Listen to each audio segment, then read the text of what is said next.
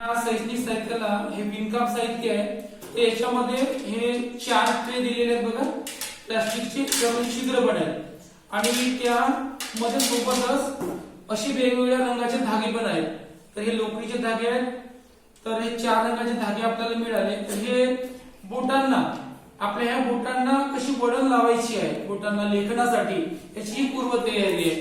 तर याच्यामध्ये आता वेगवेगळ्या तुम्हाला आकृत्या बनवायच्या आहेत. आता हे आपण 4 धागे घ्यायचे. आता मी हा धागा घेतला बघा आणि हे ह्या छिद्रामध्ये हे घालायचे बघा.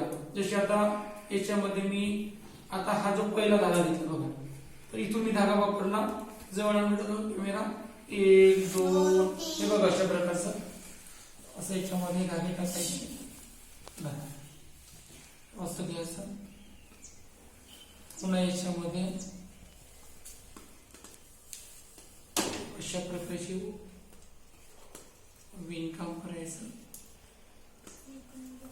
हे एका रंगाचं झालं. आता मी काय करणार, दुसरा रंगाचा धागा वापरणार. जसं मी आता या निळ्या रंगाचा धागा घेतला बघा, अशा प्रकारचे. आता याला मी पुन्हा याचं हे करणार, विणकाम करणार बघा. असं याच्यातून धागा टाकायचं, इथं काढायचं.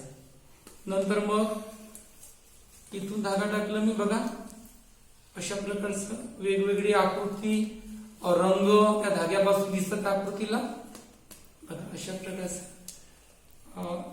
हे विणकाम केलं बघा. पुन्हा आता दुसऱ्या रंगाचा धागा बघूया. आता त्याचं पण इथं हे करूया. हे बघा, याच्यामध्ये हे विणकाम केले.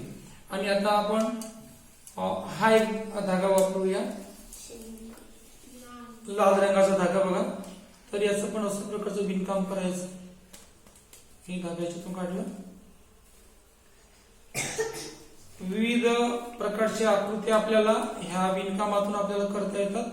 तुमच्या मनातल्या ज्या आकृत्या तुमच्या मनामध्ये असतात, आपण असं यांना सजवायचं बा, तर अशा प्रकारचं आपण याला सजवू शकतो. आणि त्याच्यापासून आपल्याला एक आनंद मिळतो की मी अशा प्रकारची आकृती सजवलेली आहे, याला मी रंग दिलेला आहे, किंवा एखाद्या धाग्यामध्ये असं मी गुंफलेलं आहे. तर अशा प्रकारे आपण याचे धागे टाकू शकतो आणि अशी एक सुंदर प्रकारची आकृती आपल्या पुढे ते बघा. हे झालं, अशा प्रकारचं आपण विणकाम करू शकतो. धन्यवाद.